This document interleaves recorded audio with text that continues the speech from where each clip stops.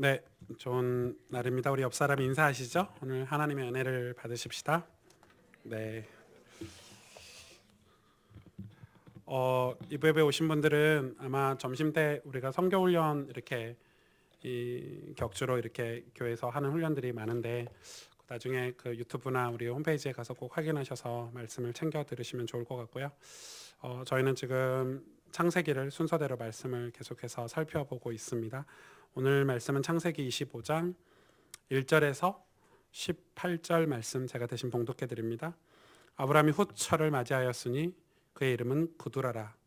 그가 시므란과 욕산과 무단과 미디안과 이스박과 수아를 낳고 욕산은 스바와 드단을 낳았으며 드단의 자손은 아수르 족속과 루두시 족속과 루음미 족속이며 미디안의 아들은 에바와 에벨과 한옥과 아비다와 엘다아이니 다 그두라의 자손이었더라. 아브라함이 이삭에게 자기의 모든 소유를 주었고 자기 서자들에게도 재산을 주어 자기 생전에 그들로 하여금 자기 아들 이삭을 떠나 동방 곧 동쪽 땅으로 가게 하였더라. 아브라함의 향년이 175세라. 그의 나이가 높고 늙어서 기운이 다하여 죽어 자기 열조에게로 돌아가매 그의 아들들인 이삭과 이스마엘이 그를 마므레 앞 헷족속 소알의 아들 에브론의 밭에 있는 막벨라굴의 장사였으니 이것은 아브라함이 헷족속에게서 산 밭이라. 아브라함과 그의 아내 사라가 거기 장사되니라. 아브라함이 죽은 후에 하나님이 그의 아들 이삭에게 복을 주셨고 이삭은 부엘라 헤로이 근처에 거주하였더라. 사라의 여종 애굽인 하갈이 아브라함에게 낳은 아들 이스마엘의 족보는 이러하고 이스마엘의 아들들의 이름은 그 이름과 그 세대대로 이와 같으니라. 이스마엘의 장자는 느바요시요 그 다음은 게달과 앗부엘과 밉삼과 미스바와 두마와 마사와 하닥과 데마와 여둘과 라비스와 게드마니 이들은 이스마엘의 아들들이요 그 촌과 부락대로 된 이름이며 그 족속대로는 12 지도자들이었더라. 이스마엘은 향년이 137세 기운이 다하여 죽어 자기 백성에게로 돌아갔고 그 자손들은 하윌라에서부터 아수르로 통하는 애굽 앞 술까지 이르러 그 모든 형제 맞은편에 거주하였더라. 아멘. 오늘 1절에 보니까 아브라함이 이제 죽기 전에 후처를 맞이한 장면이 이렇게 나오는데 이 후처라는 단어는 이제 한국 성경에만 이렇게 번역이 됐고요. 이 후처 뭐 어떤 성경에 첩 이렇게 번역이 되는데 사실은 이 원어는 그냥 이사라고 똑같습니다. 하와도 이사고 이 사라도 이사고 내 아내, 내 와이프, 내 동역자 이 그런 개념으로 돼 있는데 이제 한국 정서에는 뭐 후처, 첩 이런 개념으로 번역이 돼 있더라고요. 영어 성경은 다 와이프죠. 와이프로 이렇게 번역이 돼 있고 그런 장면인데 오늘 이 말씀을 통해서 우리가 어떤 하나님의 그런 뜻과 계획을 발견할 수 있을지 이게 그냥 이 본문을 그냥 갑자기 설교하면 진짜 설교할 내용이 하나도 없지만 여태 우리가 이 아브라함의 여정을 밟아왔기 때문에 오늘 왜 이런 내용들이 있는지 아브라함이 죽고 나서 왜 이런 열매들이 있는지 이거에 대해서 오늘 말씀을 좀 살펴보려고 합니다. 우리는 이런 개념이 좀 있는 것 같아요. 예를 들어서 뭐 되게 연약하다 이런 분 있잖아요. 뭐 소수다. 되게 이렇게 남들이 볼 때 동정이 될 만한 상황이 있을 수 있잖아요.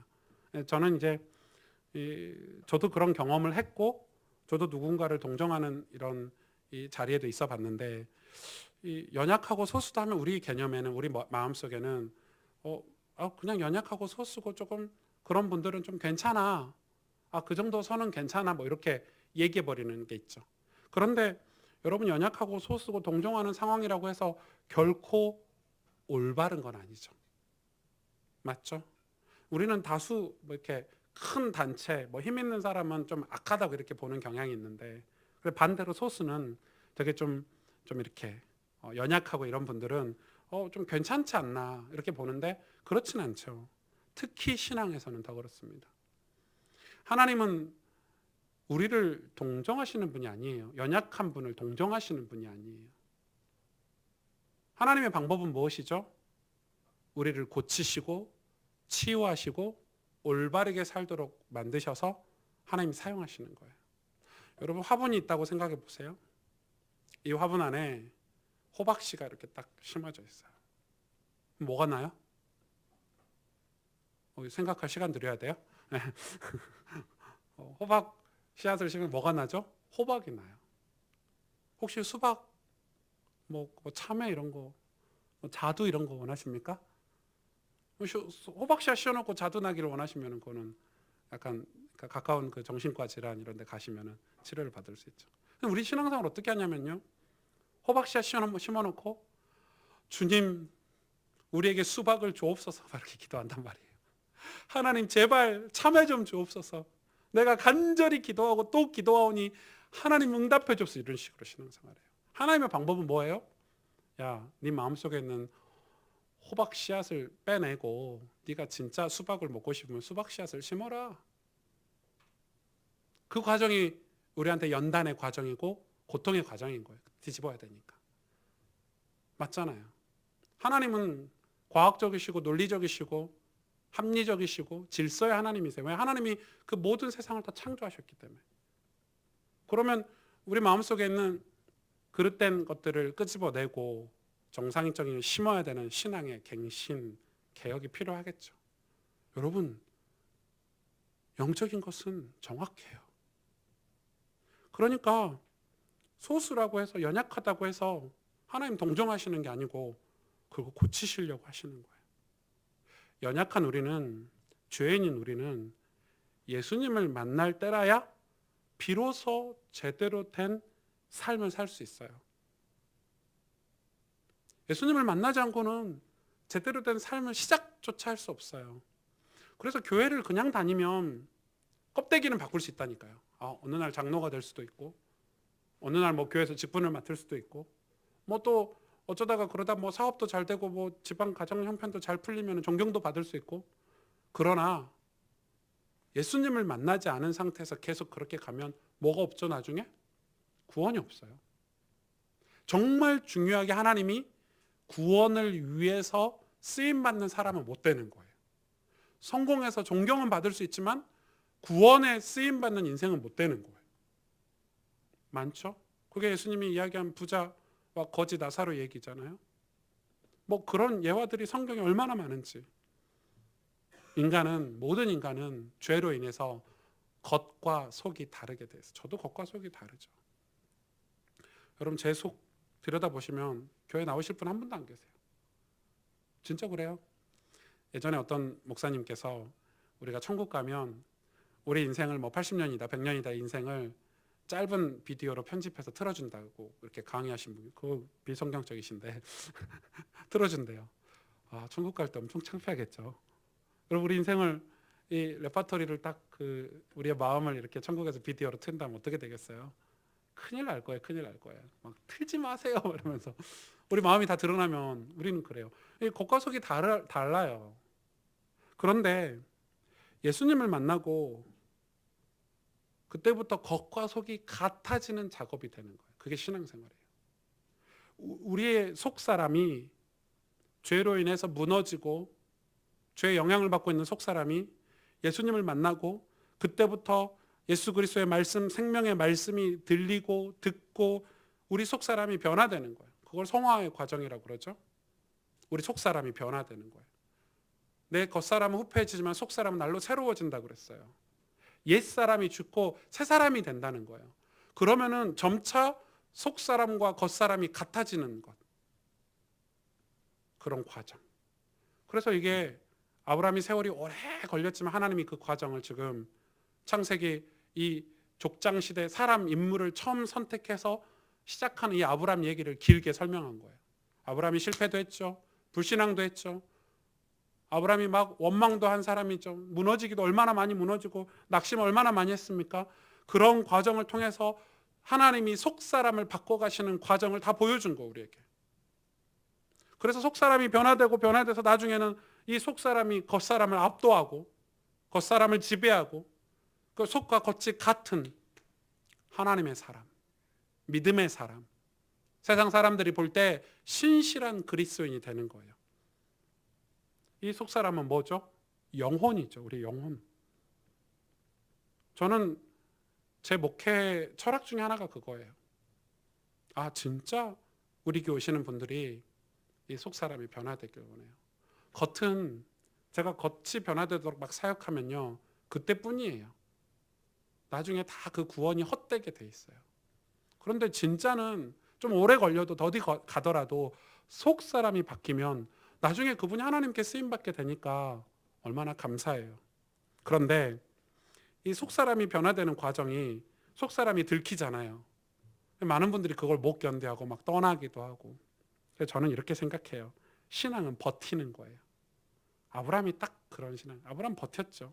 여러분, 아브라함이 쪽팔릴 이 창피하고 이렇게 부끄럽고 이럴 때가 얼마나 많았어요.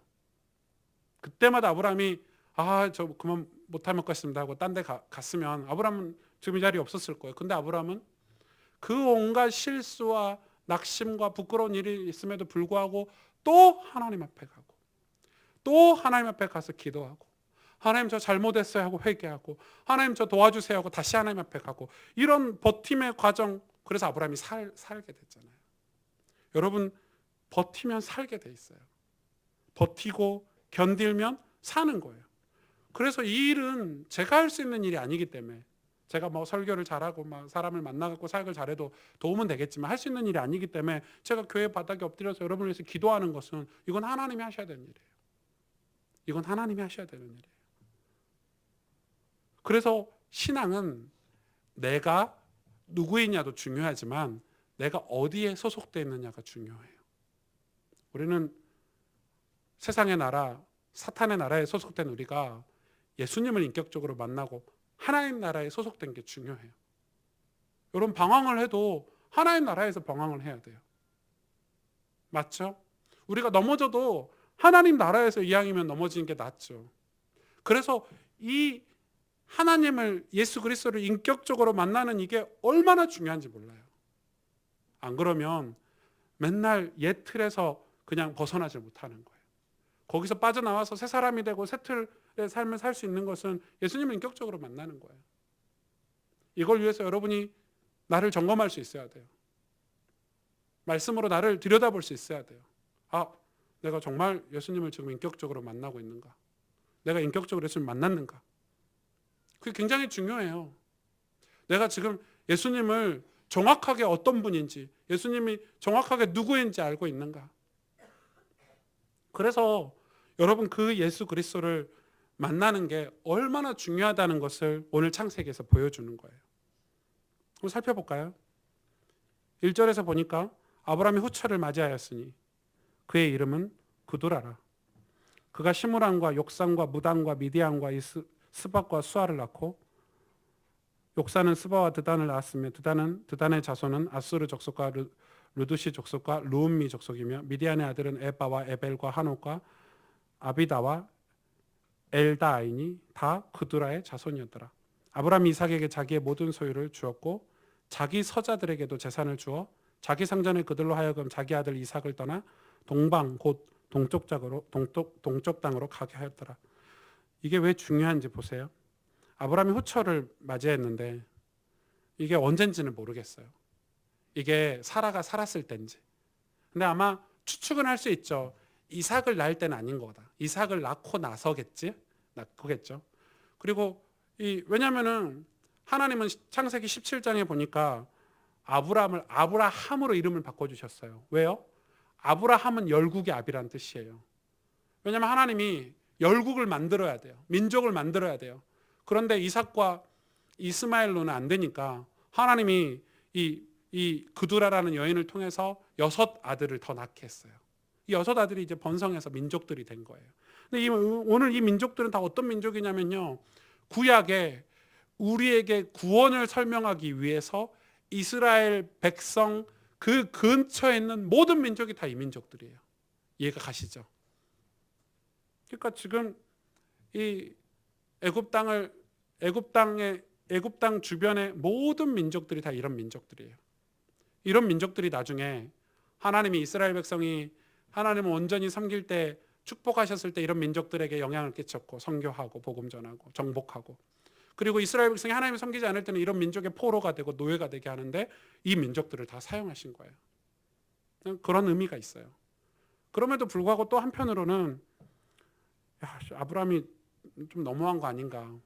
아마 제가 볼 때 이삭이 느꼈을 때 사라 어머니가 죽고 이 후처를 낳아서 아빠가 이렇게 자녀를 계속 낳는 모습을 보고 좀 상처를 받았지 않나 이런 생각도 들어요.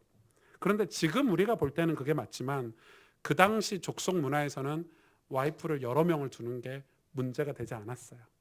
왜냐하면 민족을 번성하는 게 중요한 시기였죠. 그래서 이 당시 문화로는 아브라함이 큰 죄. 근데 지금은 후처, 첩 이렇게 와이프를 2명 데리고 있으면 안 돼요. 저는 2명은 힘들 것 같아요. 하여튼 지금은요 그건 불법이죠. 이미 민족이 다 번성이 됐어요. 그러나 이 당시에는 그런 문화가 있었다는 것, 여러분이 알고 넘어가면 좋을 것 같아요. 그런데 오늘 중요하게 이 아브라함이 이삭에게 자기의 모든 소유, 여기서 모든 소유는 재산을 그냥 주는 게 아니고 상속권이라는 걸 줬어요. 여러분 이건 굉장히 중요해요. 나중에 이삭의 아들이 이 에서와 야곱이 상속권 때문에 다투잖아요. 에서가 팥죽 때문에 야곱에게 상속권을 팔죠. 이 상속권은 그 당시 부족 국가에서 전부예요. 아버지의 기업을 물려받는 개념이에요. 그런데 오늘 이 아브라함은 이스마엘이 형이었지, 이복 동생, 이복 형이었죠. 이스마엘도 있고 아들들이 이 다른 아들 6명의 아들들이 있었음에도 불구하고 이삭에게 모든 소유 상속권을 딱 줘버렸어요. 그 말은 이삭이 언약의 대를 이을 후대라는 걸 아브라함 정확히 알고 있었다는 거죠. 그러면서 나머지 자녀들은 그냥 버리지 않았어요. 6절에 보니까 자기 서자들, 이 서자들은 6명의 이 아이들이죠.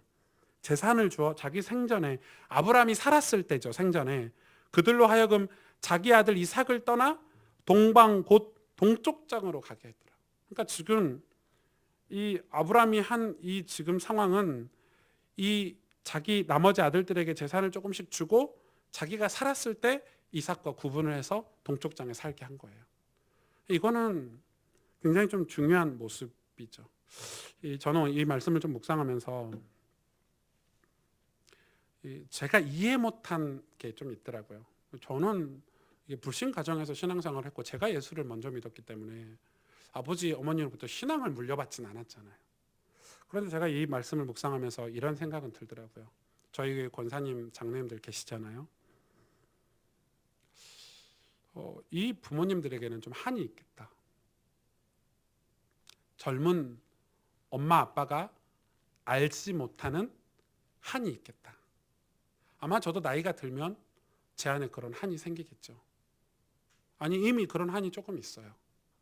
그래서 여러분 이런 거 있잖아요. 이 젊은 엄마 아빠들은 막 이 인터넷에서 보고 아이들 막 레시피대로 막 음식도 주고 막 뭐 유치원도 좋은데 보내고 막 이러는데 할머니들하고 맨날 싸우는 게 뭐죠? 할머니들 어떻게든 성경을 읽히고 믿음으로 키워야 되고, 왜냐면은 살면서 그거를 한으로 담겨진 거예요.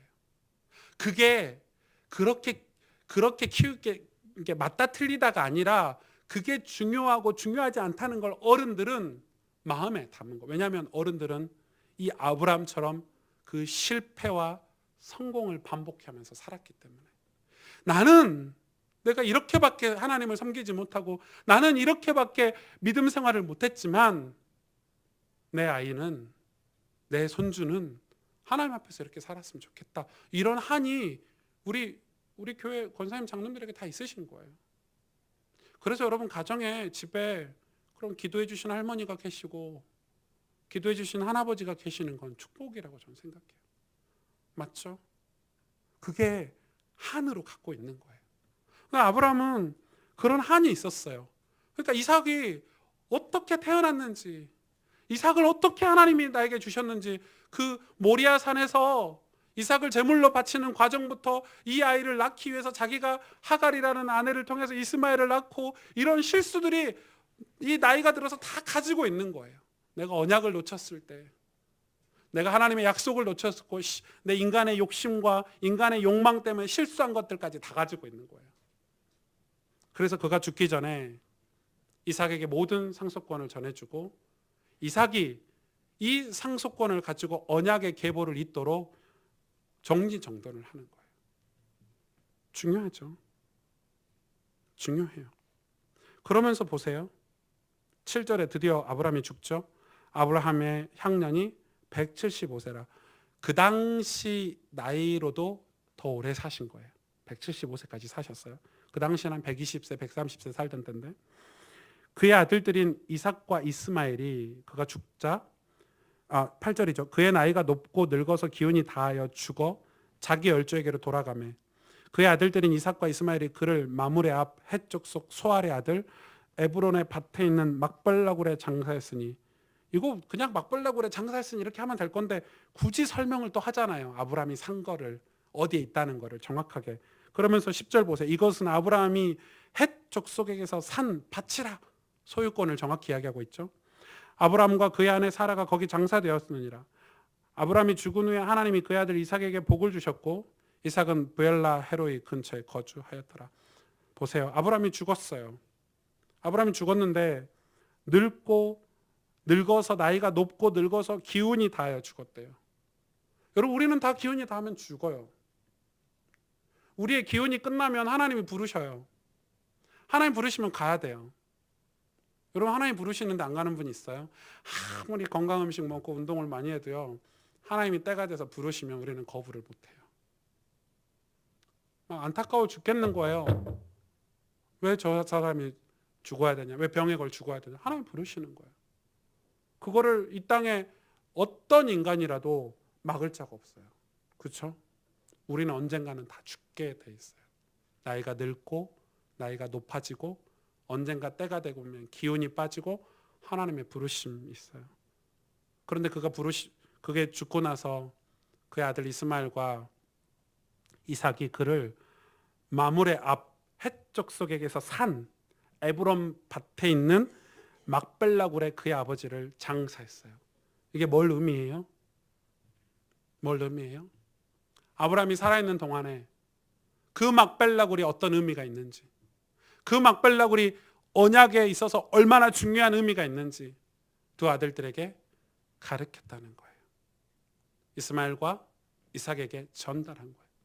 여러분 굳이 이삭이 부엘라 헤로에서부터 헤브론까지 와가지고 아버지를 여러분 이 당시 이 아브라함은 부자거든요. 이삭도 부자고 이스마엘은 더 큰 부자였어요. 큰 민족을 이뤘어요. 아버지 장사하는데 남의 땅에 와가지고 남의 땅에 있는 조그만 돌무더기에 있는 그 막벨라 굴에 장사를 하고 싶겠어요? 더 좋은 장례식장, 더 좋은 땅, 크고 널찍한 땅에 크게 비석도 세우고 크게 장사를 치르고 싶은 게 자식들 마음인데 왜 이 두 사람은 막벨라 굴에 아브라함을 장사했을까요? 아버지로부터 전해 들은 거예요. 전해 들은 거예요. 이 막벨라 굴의 의미를 전해 들은 거예요. 이 막벨라 굴이 저 하나님의 도성, 하나님의 성읍, 그 천국에 입성하는 길목이라는 걸 안 거예요. 그 언약을 전해 들은 거예요. 중요하죠. 그런데 보세요. 11절에 아브라함이 죽은 후에라고 나와 있어요. 아브라함이 살았을 때가 아니에요. 아브라함이 죽고 나서, 애프터죠. 죽고 나서 하나님이 그의 아들 이삭에게 복을 주셨고, 여러분 보세요. 하나님이 이삭에게 복을 주셨는데 아브라함이 죽고 나서예요. 이건 굉장히 의미가 있어요. 엄청난 의미가 있어요. 아브라함이 이삭에게 상속권을 넘겨준 그 상속권이 그의 모든 소유와 재산이 이삭에게 복이 아닌 거예요. 진짜 복은 아브라함이 죽고 나서 하나님이 주신 복이에요. 하나님이 주신 복이 뭐예요? 이 단어가 뭐예요? 바라크예요. 생명의 복. 하나님을 섬기는 이 복음의 복. 축복의 언약의 복. 이거를 아브라함이 죽고 나서 하나님이 이삭에게 직접 주셨어요. 누구에게는 안 줬죠? 이스마엘에게는 안 주셨어요. 이 복을. 이건 물질적인 복이 아니에요. 이미 물질적인 복은 아버지로부터 다 상속받았다니까요. 여러분 자녀들이 이 복을 받기를 원합니다. 여러분 자녀들이 이 축복을 받아야 되는 거예요. 그런데 아브라함이 죽고 나서죠. 하나님이 아브라함이 죽은 후에 그 아들 이삭에게 하나님, 복은 하나님이시잖아요. 하나님이 남겨진 거예요. 그래서 이삭도 아브라함처럼 하나님을 섬겼고, 아브라함처럼 하나님을 경배하고 경외하고, 아브라함처럼 오실 메시아의 언약을 붙잡고 산 이삭이 된 거예요. 이게 진짜 축복 아닙니까? 저는 우리가 죽을 때 우리가 죽음을 준비해야 된다고 생각하는데, 멋있게 잘 죽는 게 축복이잖아요. 여러분 죽었어요. 장례도 치르고 막 죽었는데 자녀들이 하나님 주신 복을 못 받는다고 생각해 보세요. 재산은 남겼어. 재물도 남겼어. 좋은 집과 차도 남겼어. 근데 부모님이 죽고 나서 더 이상 그들의 삶에 하나님이 없다고 생각해 보세요. 그건 축복이 아니죠. 그건 복이 아니에요. 우리가 죽고 나서 하나님이 또 이삭에게 복 주시는 존재가 된 거예요. 아브라함에게 하나님이 복 주셨던 하나님이 이삭에게도 찾아가셔서 또 이삭에게 복을 주시는 하나님. 그게 진짜 유산 아닙니까? 여러분, 근데 이 복이 그냥 이삭에게 주어진 게 아니고, 이 아브라함이 어떻게 살았습니까? 이 복을 받으려고. 아브라함이 이 복의 근원 되신 하나님을 어떻게 만났습니까? 그 갈대아 우르에서 우상 섬기던 아브라함이 실력도 없고 모자라고, 제가 볼 때는 저보다 조금 더 모자란 아브라함인데, 그런 아브라함이 수도 없이 넘어지고 좌절하고, 오늘 성경에 그 넘어지고 좌절하고 불신앙을 선택했던 열매까지 다 기록해 놨어요. 아브라함은. 다른 성경 보시면 그런 걸 잘 안 기록해 놨거든요. 그냥 아브라함은 복의 근원이다, 이런 축복을 받았다, 이렇게만 써놔도 되잖아요. 근데 아브라함은 실패의 열매까지 다 기록해 놨어요. 이스마엘 얘기, 하갈 얘기, 창피한 얘기, 이런 거 다 기록해 놨어요. 왜냐하면 아브라함이 믿음의 조상이기 때문에. 그 과정을 겪으면서 아브라함이 하나님을 놓지 않고, 언약을 놓지 않고 믿음을 선택했던 그 믿음을, 그렇게 하나님을 섬기고 예배했던 그 아브라함의 삶이 이삭에게 전달이 된 거예요. 우리는, 저와 여러분은 이런 죽음을 준비해야 돼요. 맞죠? 우리 부모님은 이런 한을 가지고 내가 죽고 나서 우리 자식들에게 하나님이 남겨지도록, 하나님이 남겨지도록, 그게 진짜 유산인 거죠. 그런데 이 신학 용어 중에 내적 조명이라는 용어가 있어요. 우리 내면을 조명한다는 거죠. 성령이 조명하시는 거거든요. 이게 아브라함에게 있었죠. 아브라함에게 내적 조명이 없었으면 아브라함은 물질을 따라갔을 거예요. 아브라함에게 내적 조명이 없었으면 아브라함은 넓은 땅을 쫓아갔을 거예요. 아브라함에게 내적 조명이 없었다면 언약을 잃어버리고 세속을 쫓아갔을 거예요. 그런데 아브라함이 그 어려운 환경 속에서도 하나님 막벨라굴 앞에서, 그 헤브론 땅 위에서 항상 하나님 앞에 제단을 쌓고 내적 조명의 시간을 가졌어요. 내적 조명. 신약에 와서는 예수님께서 이렇게 말씀하셨죠. 성령이 너희에게 임하시면 보혜사 성령이 너희를 가르치고 지도해 주시고, 그게 내적 조명이에요. 그래서 이 내적 조명으로 아브라함이 그 믿음의 조상이 되기 위해서, 믿음의 사람이 되기 위해서 하나님이 그를 늘 변화시키시고 깨닫게 하시고 고쳐주시고, 저는 여러분 삶에 내적 조명이 회복되길 원합니다. 이 내적 조명이 없으니까요, 목사님들도 타락하는 거예요. 왜? 내가 어디로 가야 될지, 어떤 삶을 살아야 될지 길을 잃어버리게 돼요. 왜? 내적 조명이 없는 거예요. 내적 조명이 뭐죠? 우리말로 은혜예요. 은혜가 있어야 돼요. 여러분 교회 다니지 마시고 은혜 받으시길 바랍니다. 여러분 그래서 여러분 우리는 아침마다 내적 조명의 시간이 있어야 되고요. 그게 묵상이에요. 내적으로 조명하는 거예요. 그래, 내 죄악이 빛을 비춰야 내 죄를 회개도 할 수 있고, 내가 다른 걸 붙잡고 있으면 갱신도 할 수 있고, 내적 조명이 있어야 내가 하나님을 바라보고 쫓아갈 수 있는 거예요. 여러분 믿음의 사람들 보세요. 전부 내적 조명의 시간이 있었어요. 바울이 그랬잖아요. 다윗이 그랬잖아요. 저는 이 내적 조명이 없으면요, 많은 분들이 상처를 가지고 그대로 살아버려요. 아까 성교훈련 때도 말씀드렸지만 요즘 젊은 친구들 만나면 뭐 다는 안 그렇지만 부모님께 너무 상처를 많이 받았대요. 그 이야기 들어보면요, 별 상처 아니에요. 우리 부모님이 나에게 재산을 안 물려줬대요. 원래 안 물려주는 게 좋은 거예요. 네. 우리 부모님은 나를 잘 공부를 안 시켜 내가 공부를 못 한대요. 제가 볼 땐 지가 공부를 안 한 거예요. 공부 자기가 하면 돼. 안 그래요? 솔직히 말해서. 부모님이 나를 공부를 안 가르쳐줘서. 근데 우리 부모님 때는 공부를 가르쳐줄 형편이 안 됐어요. 근데 여러분 부모님은 여러분보다 훨씬 더 많은 상처를 갖고 있어요. 왜냐하면 여러분의 부모님은 여러분의 부모님의 엄마, 여러분은 말하면 조부모죠. 할머니, 할아버지죠. 그때는 더 가난했어요. 그런데 그 인생을 살면서 여러분을 키웠단 말이에요. 눈물로 키웠어요. 최선을 다해서 키우셨어요. 그런데 상처가 있대요. 근데 사실 상처는 누구나 있어요. 부모님에게. 저도 있거든요.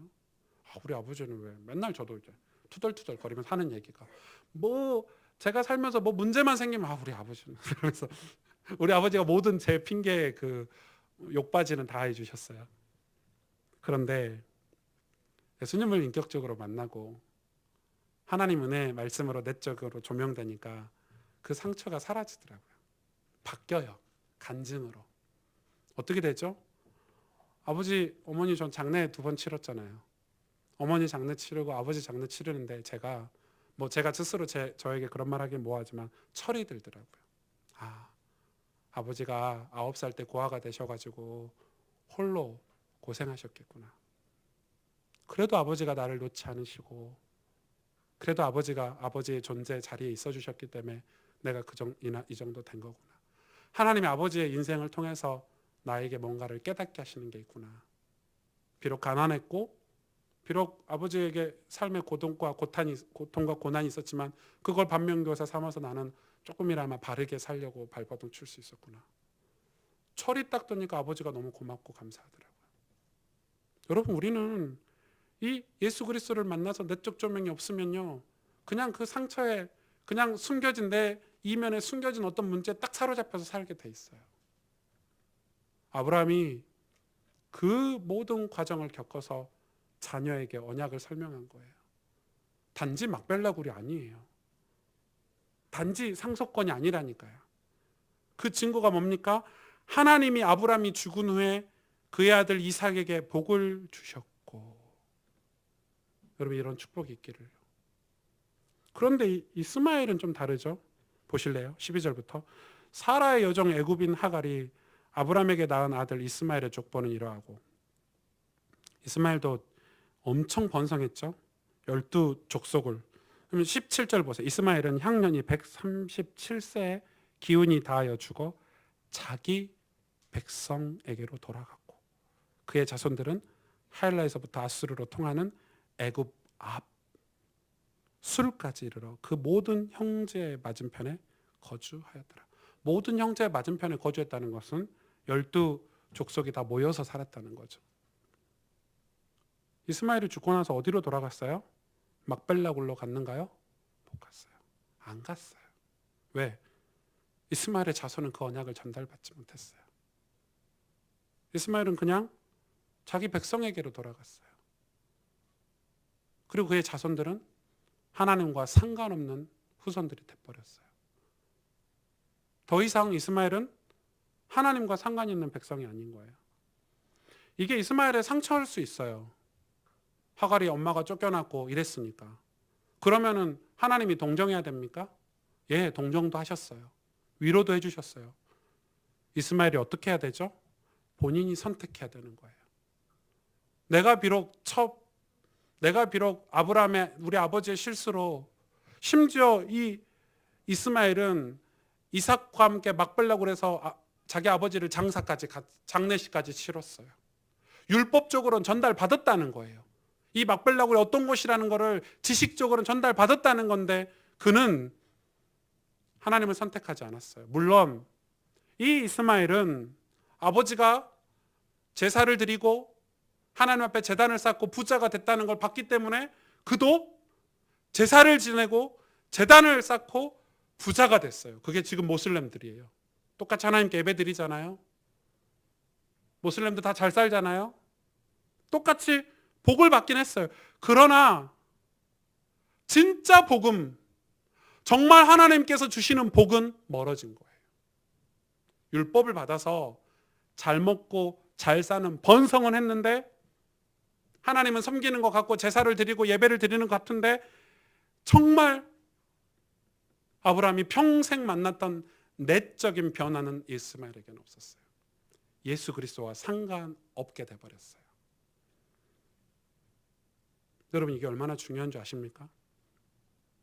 많은 사람들이 말씀이 들린다, 말씀이 임하다. 여러분 이사야에게 말씀이 임했죠? 히스기야에게 말씀이 임했죠? 여러분 예레미야에게 하나님이 말씀이 임했다고 그랬어요.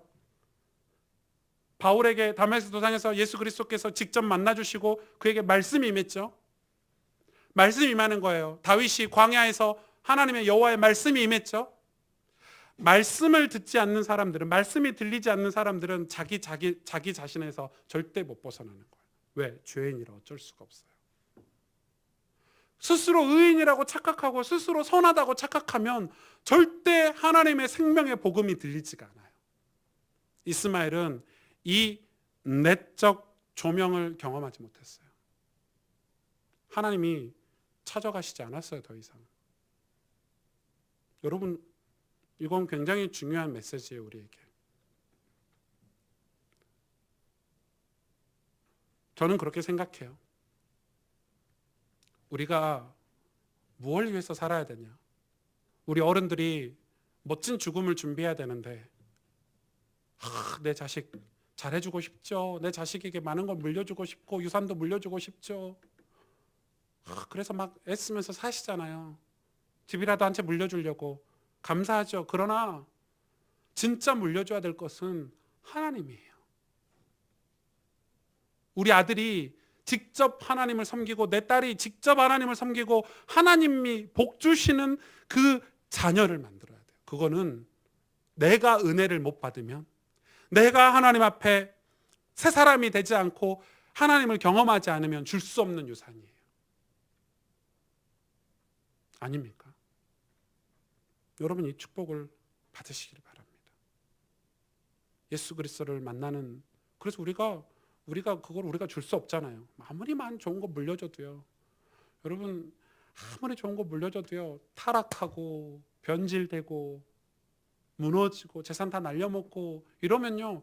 나중에 부모님 원망한다니까요. 그런데 우리 자녀들이 이게 단지 우리 집 내 새끼 오한빈을 얘기하는 게 아니에요.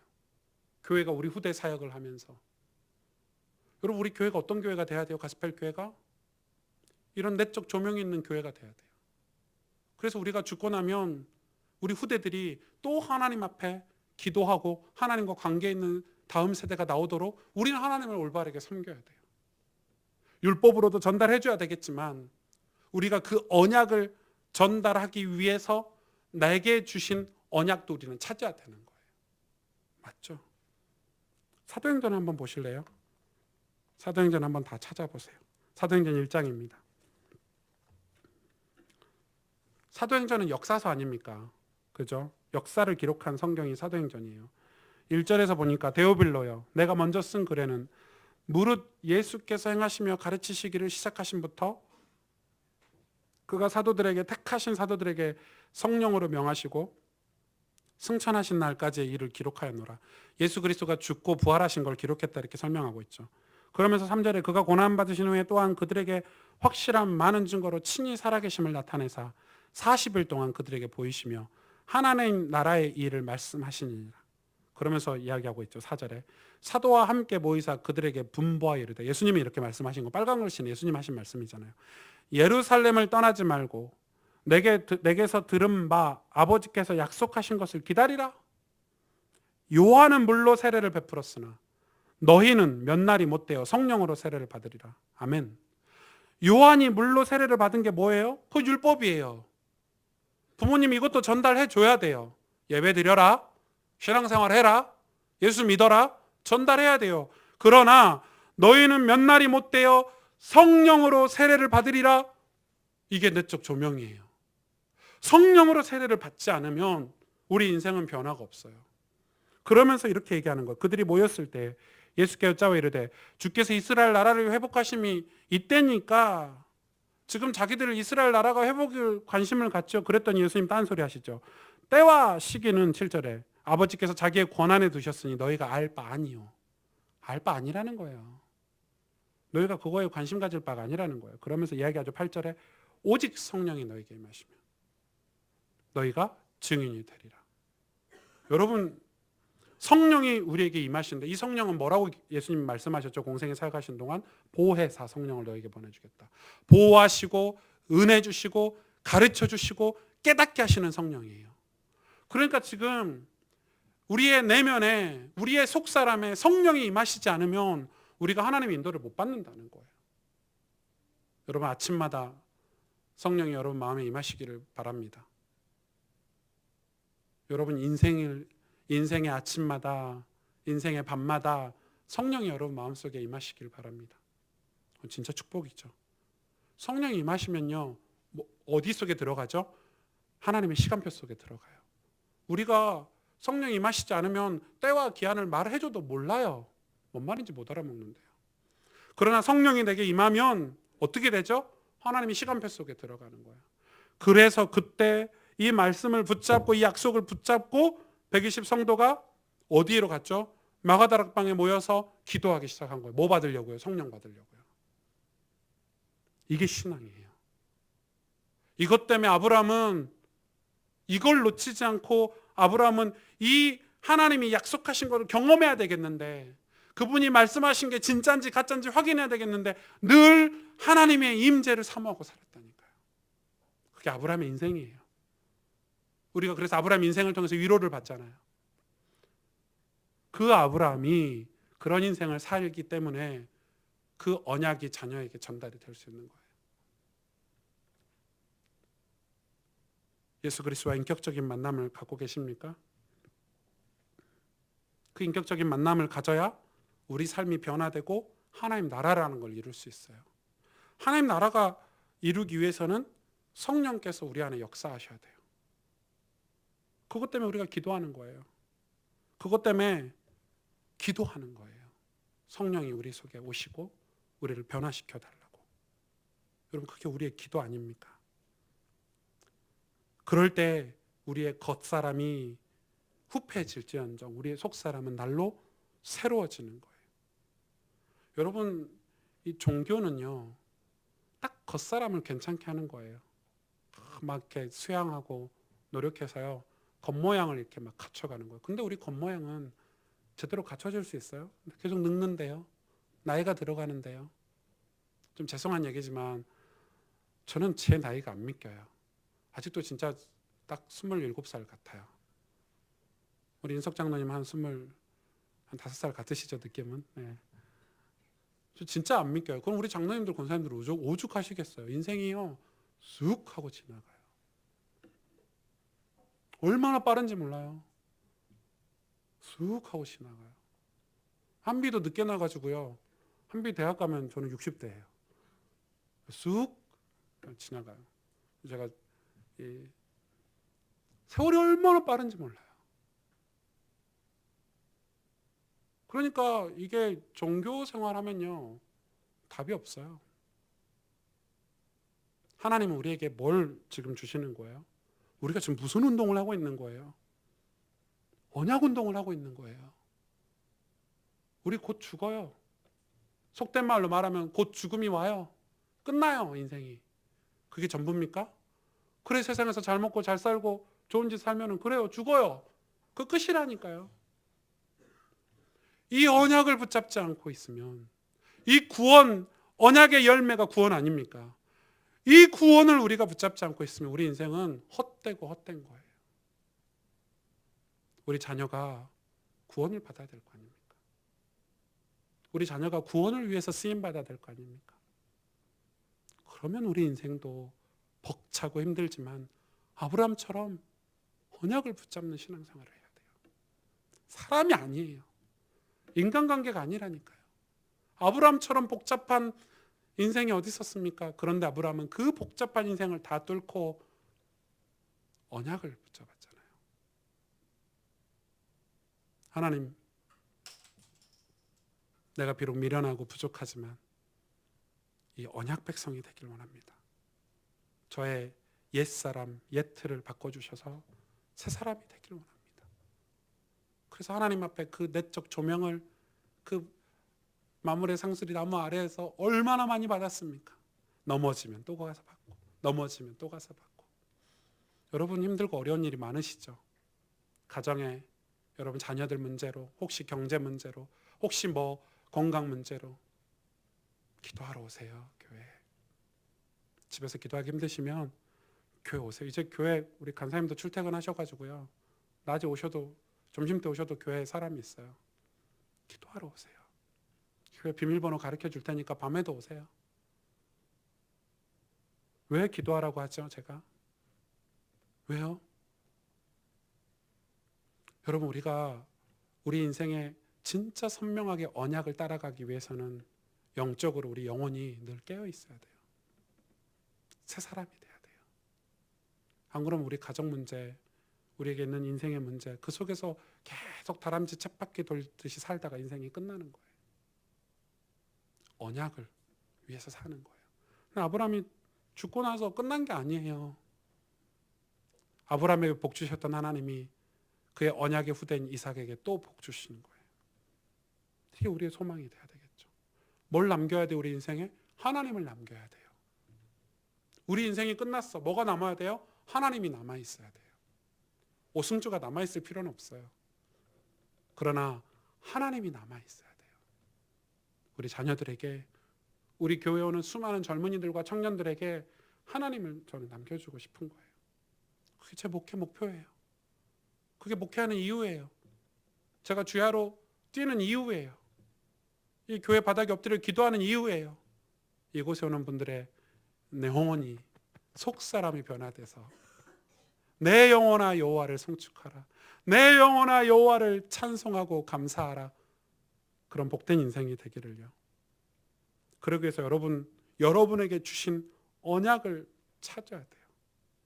언약이 있어야 뚫고 지나갈 수 있어요. 하나님이 여러분이 주신 약속들이 있어야 돼요. 아브라함에게 주신 약속이 뭐였어요? 여러분, 이제 그걸 우리가, 이삭에게 주신 약속이 뭐죠?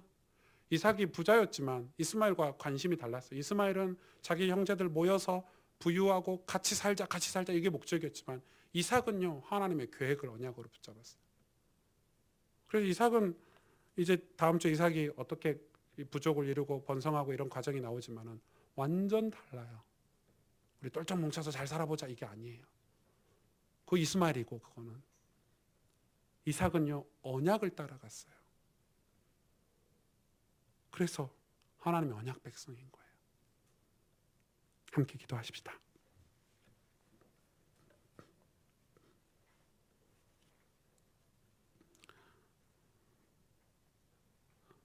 하나님께서 이삭에게 복을 주셨다고 했죠. 그게 신약 성경에 와서 예수님이 오시고 부활하시면서 마지막으로 하신 말씀이 뭐예요? 요한은 물로 세례를 베풀었으나 너희는 몇 날이 못되어 성령으로 세례를 받으리라. 오직 성령이 너에게 임하시면 그게 내적 조명이, 그게 묵상의 시간이에요. 우리 날마다 성령이 내게 임하시는 시간이 있어야 돼요. 왜요? 언약을 위해서 사는 백성이기 때문에, 성령의 인도를 받아야 될 사람들이기 때문에, 그래야 우리가 증인이 될 수 있어요. 아프죠? 힘들고 어려운 일이 많죠. 우리 삶에 고통스러운 일이 너무 많잖아요. 왜 이렇게 내게 자녀 문제가 끊이지 않고, 건강 문제가 끊이지 않고, 삶의 연약함들이 왜 이렇게 많은지. 그런데요, 그게 상처가 될 법도 하고 그게 걸림돌이 될 법도 한데, 하나님 앞에 가서 하늘로부터는 신령한 복을 받고 나면 그게 증거거리가 되더라고요. 오직 성령이 너에게 임하시면 내 증인이 되리라. 그게 복이에요. 하나님이 복 주시는 사람, 하나님이 하늘의 신령한 복 주시는 사람, 여러분 아침마다 이 복을 받길 원하고, 여러분 인생이 이 복 받는 예수 그리스도와의 만남, 그 만남이 시작되기를 원하고, 하나님이 복 주셔서 여러분 가문에, 여러분 가정에 복의 조상으로 세워지길. 그래서 하나님, 내 영혼이, 내 속사람이 새롭게 되기를 원합니다. 정말 신앙생활 할 수 있도록 우리를 인도해 주세요. 시간이 말씀 붙잡고 우리가 무엇을 남길 것인가, 내 인생에 하나님을 남기는 인생이 될 수 있도록 시간 같이 기도하기를 원합니다. 기도하겠습니다. 하나님 감사합니다.